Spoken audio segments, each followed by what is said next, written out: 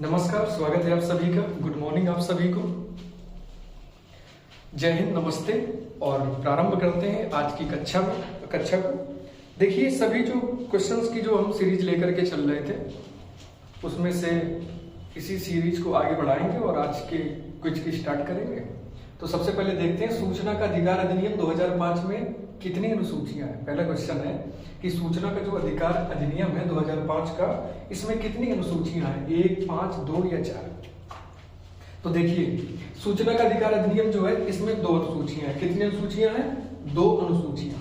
आपका option number C आपका सही आंसर होगा। ठीक है, बात करें सूचना के अधिकार अधिनियम की, इसमें 2 अनुसूचियां हैं और यह एक ऐसा अधिनियम है जो नागरिकों की सूचना के अधिकार के संबंध में नियमों और उनकी प्रक्रियाओं को निर्धारित करता है। ठीक है, यदि किसी व्यक्ति को अगर किसी चीज को लेकर के अगर सूचना मांगना हो, ठीक है, तो सूचना का जो अधिकार अधिनियम है 2005 वाला, इसके तहत 10 दिन के अंदर अंदर फला व्यक्ति को उचित सूचना दी जाती है। ठीक है, अगला प्रश्न देखिए, भारतीय संविधान की किस अनुसूची में केंद्र और राज्यों के बीच विधायी विषयों का त्रिस्तरीय वितरण उल्लिखित है? भारतीय संविधान की किस अनुसूची में केंद्र और राज्यों के बीच विधायी विषयों का त्रिस्तरीय वितरण उल्लिखित है? ठीक है, तो प्यारे विद्यार्थियों, सही आंसर होगा आपका 7वीं अनुसूची। ठीक है, 7वीं जो अनुसूची है संविधान के अनुच्छेद 246 के अनुसार, हमेशा याद रखिएगा इसको, संविधान के अनुच्छेद 246 के अनुसार 7वीं अनुसूची संघ और राज्यों के बीच शक्तियों के विभाजन से संबंधित है और इसमें प्रमुख रूप से 3 अनुसूचियां हैं।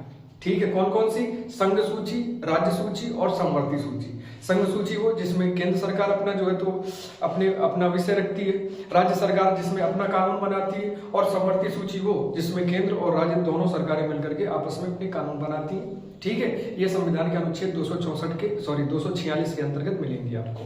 ठीक है, तो सही उत्तर हुआ आपका 7वीं अनुसूची। साइंस से रिलेटेड क्वेश्चन है आपका कि पादप के किस भाग को पौधे का कारखाना कहते हैं? पादप के किस भाग को पौधे का कारखाना कहते हैं? आपको पता होगा, सी ऑप्शन आपका बिल्कुल सही है, पत्ता। ठीक है, क्योंकि जो पत्ती होती है ना किसी पौधे की, तो पत्ती को खाद्य कारखाने के रूप में माना जाता है। ठीक है, आपने पढ़ा होगा पिछली कक्षाओं में कि जो प्रकाश संश्लेषण के माध्यम से जो एक क्रिया होती है वो पौधे के पत्ते में होती है और पत्ते से ही पूरे शरीर को, यानी कि पूरा पौधा होता है, उस पूरे पौधे को क्या है, खाद्य पदार्थ पहुंचाया जाता है अलग अलग भागों में। ठीक है, तो पादप के जो पत्ते हैं ये पौधे के कारखाने कहलाते हैं। ठीक है, उत्तर प्रदेश बेसिक शिक्षा अधिनियम को कब अधिनियमित किया गया? 1972, 1962, 1986 या फिर 1950? ठीक है, तो आपका सही उत्तर होगा 1972। ये ऑप्शन आपका बिल्कुल सही है। उत्तर प्रदेश बेसिक शिक्षा अधिनियम को कब अधिनियमित किया गया? तो प्यारे विद्यार्थियों, उत्तर प्रदेश बेसिक शिक्षा अधिनियम की स्थापना आपकी 1972 में हुई। उत्तर प्रदेश सरकार ने बेसिक शिक्षा अधिनियम 1972 में पारित किया। ठीक है, इसके पारित करने का उद्देश्य यह था कि उत्तर प्रदेश सरकार का कहना था कि 10वीं और 12वीं के जो कॉलेज हैं, इनके अलावा जो बेसिक शिक्षा है, इस बेसिक शिक्षा के अंतर्गत भी समन्वय और नियंत्रण स्थापित किया जाना चाहिए। ठीक है, इसके अतिरिक्त क्या किया गया? इसके अतिरिक्त 1972 में एक उत्तर प्रदेश बेसिक शिक्षा अधिनियम की स्थापना की गई। अगला क्वेश्चन देखिएगा, 1864 में भारत में प्रथम वन महानिरीक्षक कौन थे? 1864 में भारत में वन महानिरीक्षक कौन थे? और सही उत्तर है आपका डाइटरिच ब्रैंडिस।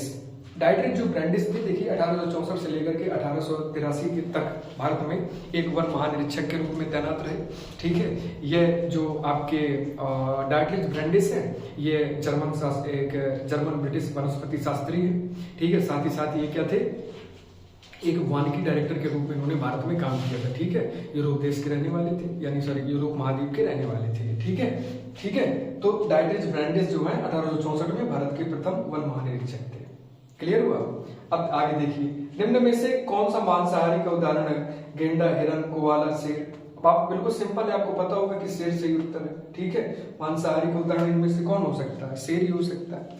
ठीक है, शेर मांसाहार वर्ग का एक प्रकार का प्राणी है। ठीक है, अब बात करें इनकी श्रृंखला की, तो देखिए मांसाहारी, शाकाहारी और सर्वाहारी 3 भागों में विभाजित किया गया इनको। ठीक है, मांसाहारी में वो जो किसी दूसरे पशु पर आधारित होते हैं, मांस पर आधारित होते हैं।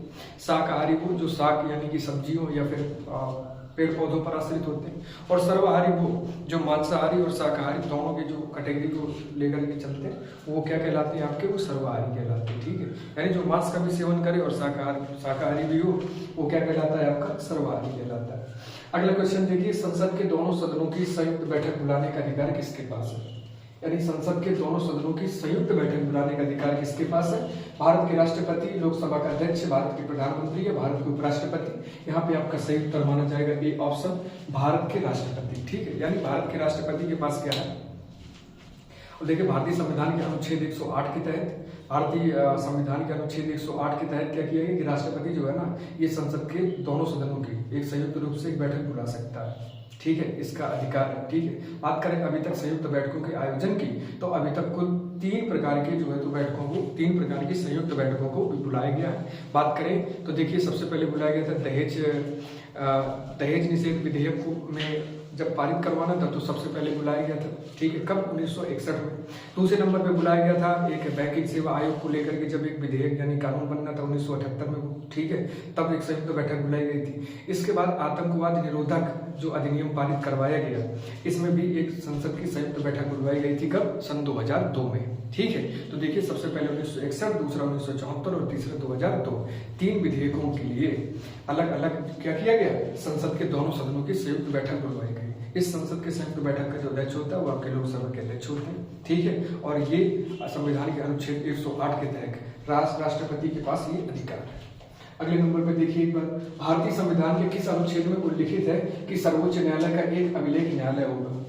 ठीक है, आप लोगों को मैं पिछली कक्षाओं में इसी क्विज के माध्यम से बता चुका हूँ। ठीक है, कि अनुच्छेद 129 के तहत भारतीय संविधान में यह उल्लिखित है कि सर्वोच्च न्यायालय एक अभिलेख न्यायालय होगा। अब बात करें प्यारे अभ्यर्थियों अभिलेख न्यायालय की, तो अभिलेख न्यायालय क्या होता है? तो देखिए, अदालत के कृत्यों और कार्यवाही के लिए अदालत को गवाह और विशेष प्रकार के रिकॉर्ड की आवश्यकता होती है।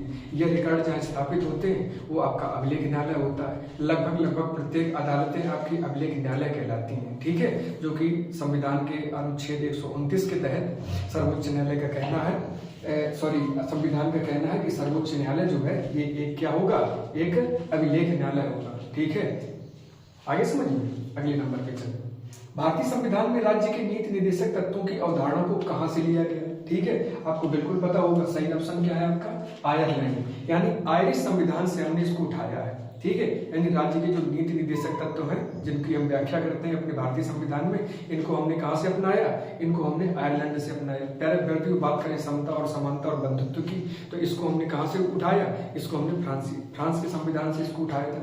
ठीक है, तो राज्य के नीति निर्देशक तत्व तो आपके आयरिश संविधान से लिए गए हैं, यानी आयरलैंड से लिए गए हैं। अगला क्वेश्चन देखिए, कह रहा भूदान आंदोलन कब प्रारंभ किया गया? ठीक है, तो देखिए, भूदान आंदोलन जो है 1951 में प्रारंभ किया गया। कब? 1951 में प्रारंभ किया गया। ठीक है, भूदान आंदोलन, ठीक है, या भूमिदान आंदोलन, जिसे एक रक्तहीन क्रांति भी मानते हैं। ठीक है, विनोबा भावे द्वारा 1951 में इसको क्या किया गया, प्रारंभ किया गया। ठीक है, यह भारत में एक विशेष प्रकार का स्वैच्छिक भूमि सुधार आंदोलन था। ठीक है, अगले नंबर पे आएंगे, किसी वर्ड डॉक्यूमेंट में टेक्स्ट को पेज के लेफ्ट और राइट दोनों मार्जिन में सेट करने के लिए किस अलाइनमेंट का प्रयोग किया जाता है? ठीक है, आप लोग तब तक इसका एक स्क्रीनशॉट ले लीजिए। ठीक है, तो देखिए, एक वर्ड डॉक्यूमेंट में पेज के लेफ्ट और राइट दोनों मार्जिन पर सेट करने के लिए, जो हम टेक्स्ट सेट करने के लिए जिसका उपयोग करते हैं, वो आपका जो अलाइनमेंट होता है वो आपका अलाइनमेंट कहलाता है जस्टिफाइड अलाइनमेंट। क्लियर हुआ? तो प्यारे विद्यार्थियों, इस क्वेश्चन आज के क्विज को यहीं पे समाप्त करते हैं। मिलते हैं आपसे कल के क्वेश्चन को लेकर के। ठीक है, चलिए, बाकी मिलते हैं आपसे कल। तब तक के लिए नमस्कार, धन्यवाद।